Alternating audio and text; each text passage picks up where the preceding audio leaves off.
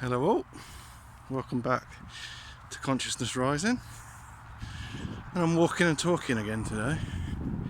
I quite enjoyed doing that last one because, as I think I made myself clear, that I absolutely love coming out into nature, no matter where it is, whether it's a forest, by the seaside, or just locally. This is just a local little park that leads to a nice little walk, just to get out for a bit, get some fresh air, surround myself with the greenery of Mother Earth.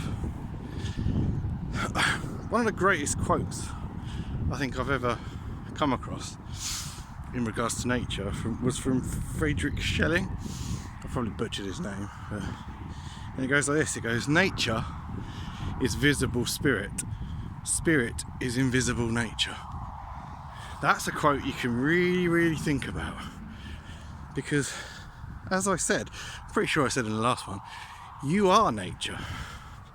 You're not separate from it. And actually, if you really track a lot of problems that humanity has done, it does go back to this pushing against nature. And I remember years ago, just going to go through this gate. Excuse me a minute. Years ago I read in a book, I can't remember what book it was years ago, and it was, until man learns to live in balance with nature, he will suffer. And actually, if you think about old tribes, paganism, Native Americans, things like that, there has been this constant attack and barrage on those that live with nature or in accordance with its natural laws. And that's really interesting if you think about it. Yeah, look at that. It's a very busy road there. It might interfere a bit with my sound, but you know, we'll see how we go. And everything you need, as I've probably said loads of times, is within you. You are nature. You're not separate from it. And being separate from it actually doesn't do us a lot of good. So I try to come out when I can. Obviously I have quite a busy life, but I always get something from it. And this is, to me, yeah, the road's a bit busy, which is a shame, but it's the greenery. I'm taking it all in, you know. How many people stop to actually, you know, look what's around them? Because you are surrounded, absolutely surrounded by beauty. It's everywhere. It's, you know, now the old tribes and the Native Americans, the pagans, the Egyptians, you know, you go way back into a lot of these old ways of living. They understood this and they lived in accordance with it. They didn't fight against it. And I find that fascinating, you know. There are signs that we are getting back to it, but, you know, it will take a while. I've always loved coming out in nature. And I want to talk a little bit about magic, actually. People don't really have an idea of what magic is. All magic is, it's an act of bringing something into being, into creation. It's a creative act. So me making these videos, in a way, is my use of magic. When I build my slides for my deeper presentations, you know, I find that I enter almost a different state of consciousness, and that is how you build a new reality. That's why I highly recommend, when people come to me for therapy, I recommend art. Art is a magical act. And you know, I know an artist who's very close to me, and they would describe, just as I've experienced, that when you're deeply involved in a magical act, you go into a different state of being, because you're completely at one with your creation. You know, you don't have to think about the creator of the universe. You're part of it, and you are a creator. You know, whether that's painting a beautiful painting, writing some beautiful music, making videos like I do. I find that being involved in a magical act it's really necessary. It's good mental hygiene, as they say. But yeah, just thought I'd just do another one of these. I quite like it's quite nice to sort of get out and do something different. I like doing the slides. I've got so much to come as well, and I just get so busy.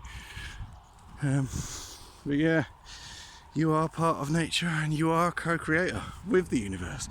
I hear a lot of people say that as well. Like, a lot of people say, oh, I got this bit of good news, I got this, I got that. Thank you, universe. That the universe would not give you something if you wasn't co-creating with it. It's a dual relationship with the universe. You can't, yes, the universe gives you things, but it's often because you've put some effort in to get it back. And I truly think you do get rewarded for good work. And this whole thing about karma as well, and guilt. I've been thinking a lot about that lately, because people carry a lot of guilt and shame, which is a big holdback, And yeah, you might have done something wrong in the past, but to keep constantly berating yourself over it, you can't change the past. You can only move forward. And in many ways, every day we are reborn. I literally see every day as a new chance. Wipe the slate clean, move again. And it's quite easy to balance karma. People talk about karma, it's quite easy. Just live in accordance with natural law.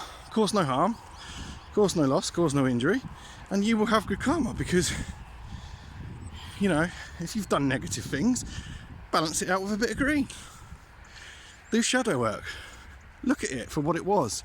Accept yourself as the person you was at the time, and notice that you've grown and changed. It's no good berating yourself for the rest of your life over one mistake or two mistakes or whatever it is. Everything is as it should be. I've got a really interesting video coming up soon, hopefully. Well, I think it's interesting. Blowing my own tool. But on waking people up is a psychological trap.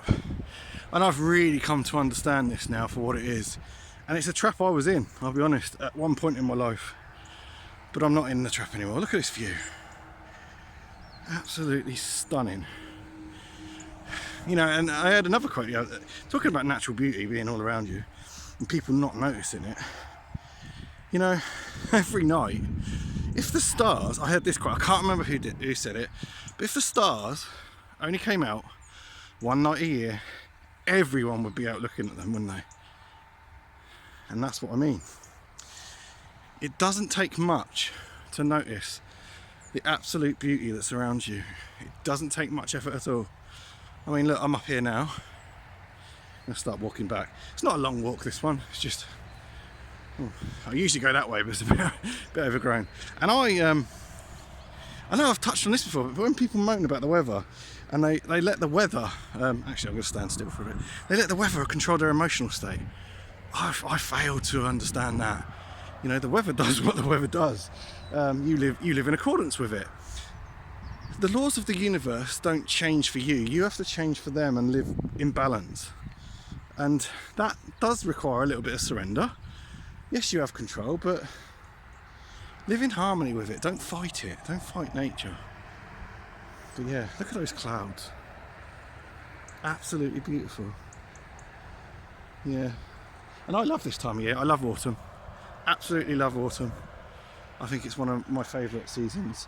I like all the seasons for different reasons, but there you go, I'm a poet now as well, see? All the seasons for different reasons. But autumn and winter I actually quite, as I've got older, I've really appreciated. I like the darkness. We should not be afraid of the dark.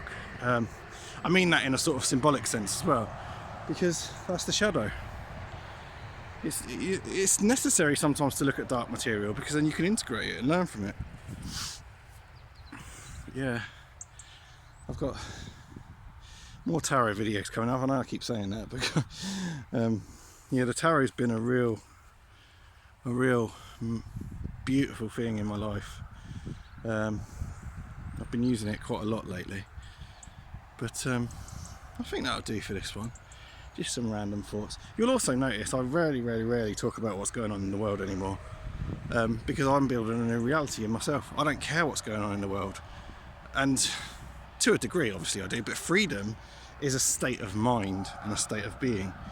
You can be locked in prison in a in the worst prison on earth and still be free in your mind. It is a state of being. You know, and I saw this quote the other day and I thought this is so true. Now, you can stand next to someone and be in a completely different reality than them. Because when you hear people talk about dimensions and realities and transcending and all this shit, it's not somewhere you physically go to. People really struggle to understand that. It's somewhere within. It's within all of us. Everything you need is within you. So if you want a different reality, create it. Which leads me back to the art, you know. That's why art's such a powerful, magical act. Build a shed, you know, get involved in woodwork, get a puzzle, put it together. There's something about being in that state that is purely magical. It's like a zone. I've often said, you hear people say that, don't you? You know, oh, when I was involved in this painting, I was in the zone. Well, that's what they're talking about. They're talking about an altered state of consciousness. And they're all available, readily available every day. And I get a lot when I put my slides together. I get a lot from that. Yeah, you won't hear me talking about COVID-19 or any of that shit. It's not part of my reality. And I'm not denying. That's not a state of denial. Yes, I know it exists, but I don't give it my power. I don't give it my energy because I'm not living in fear for anyone. Ever. But yeah, that is a stunning view. Look at those clouds. Sorry. And I am, you know, I'm a hopeless romantic, I suppose, at heart. But yeah. Anyway, guys, take care. See you in the next one.